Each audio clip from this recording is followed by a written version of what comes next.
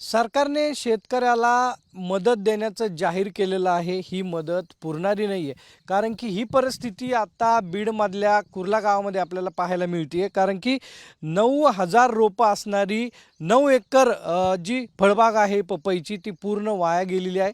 9 महिन्यामध्ये जी मेहनत घेतलेली होती ती पूर्ण या ठिकाणी वाया गेलेली आपल्याला पाहायला मिळते. एकंदरीतच जे फळ लागलेलं होतं ते फळ आता कुठल्याही उपयोगाचं राहिलं नाही आहे. ना व्यापारी घेऊ शकतो, ना कुणी या फळबागांकडे पाहू शकतो, ना झाडं ही पुन्हा फळं देऊ शकतात. अशी अपेक्षा जी आहे ती शेतकऱ्याला होती. यातून लाखो उत्पन्न जे आहे ते मिळणार होतं. मात्र जे निकष लावलेले आहेत त्या निकषामध्ये आणि झालेला हा सगळा पावसाने झालेलं आहे नुकसान यामध्ये भरून निघणार नाही. आपल्याबरोबर शेतकरी आहेत, बातचीत करणार आहोत.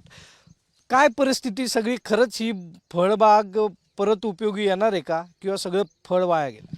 परत काही उपयोग येऊ शकत नाही, कारण ह्या भागामध्ये 3 दिवस पाणी भरपूर होतं. त्यामुळे सगळा मुळ्या याचा सड झाला आहे मुळ्यांचा. त्याच्यामुळे पूर्ण शेतकऱ्याचं अतोनात नुकसान झालेलं आहे.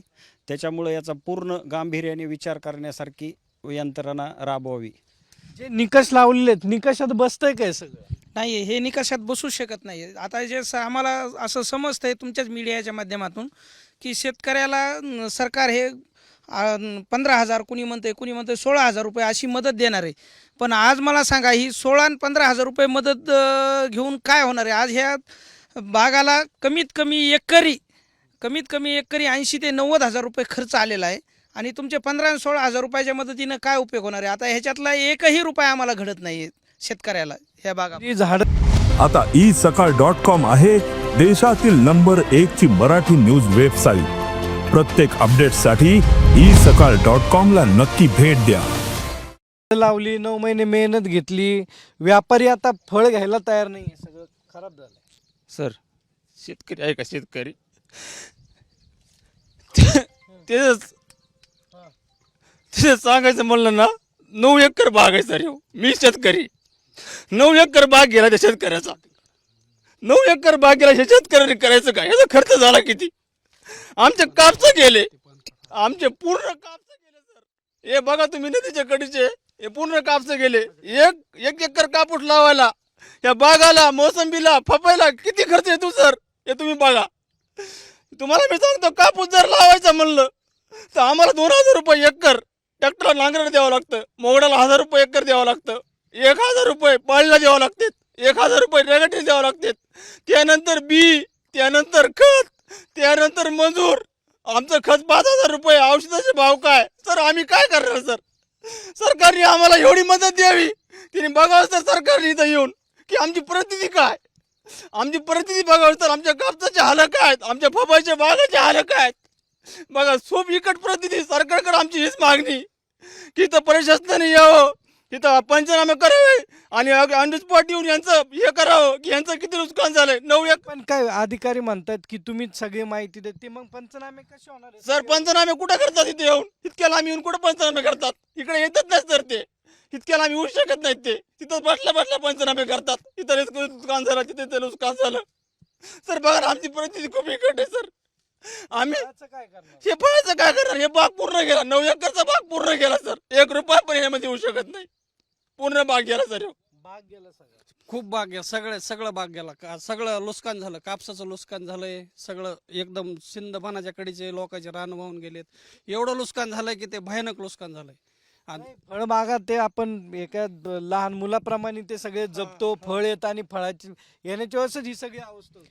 एकदम लहान मुलासारखं 9 महिने जपलेला आहे हे पपईचा बाग.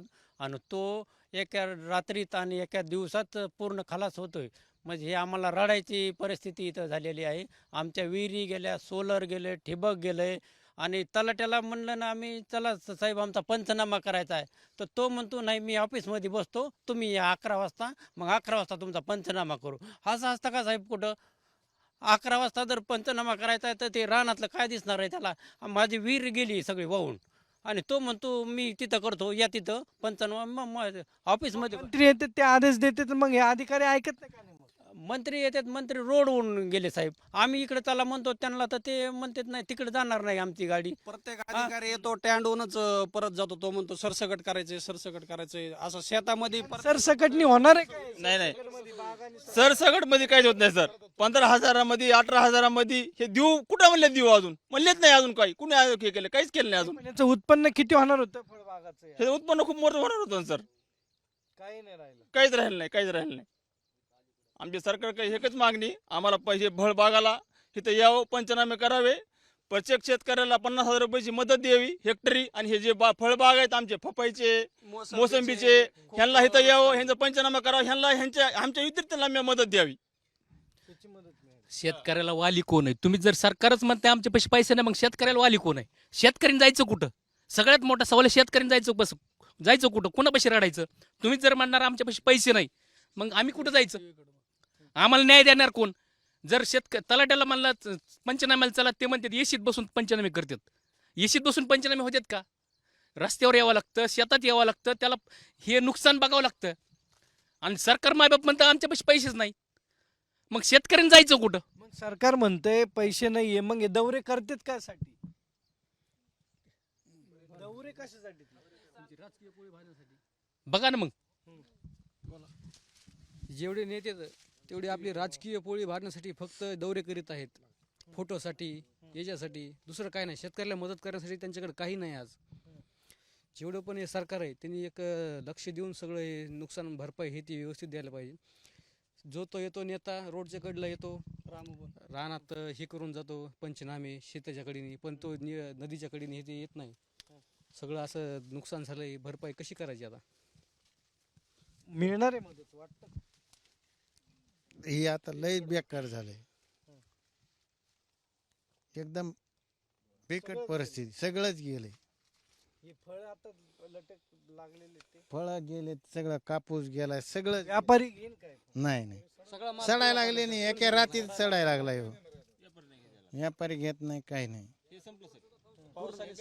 पूर्ण बाग जी आहे ती पूर्ण बाग उद्ध्वस्त झालेली आहे. आणि आता सरकार काय निकष लावतंय, फळबागा असतील किंवा जनावरांसाठी जे निकष लावलेले आहेत त्या निकषामध्ये शेतकऱ्यांची भरपाई नुकसान निघणार आहे का, ही पाहणं महत्त्वाचं ठरणार आहे. कॅमेरामॅन किरण काळेसह सागरवाड, साम टीव्ही.